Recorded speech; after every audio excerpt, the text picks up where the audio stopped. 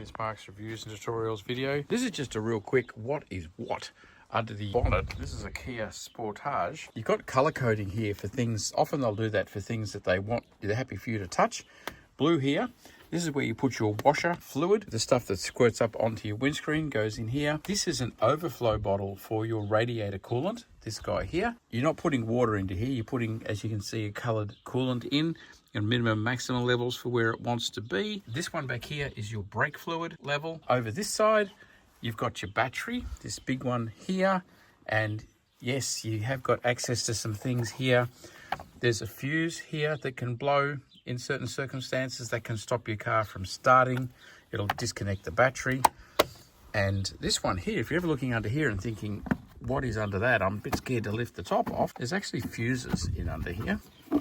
Just lift that up and there it is. So you've got fuses in under here in the engine compartment as well, and that just clips back into place. So that's just the basics of it. But the serviceable items, have a look at, I've got a link up here for how to change the air cleaner out. Your turbo is actually over the back on this, over here.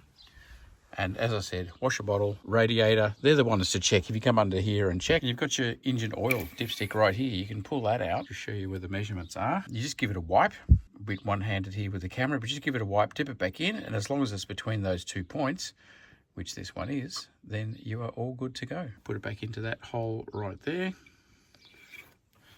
And make sure you press it right down onto those O-rings so it seats like that.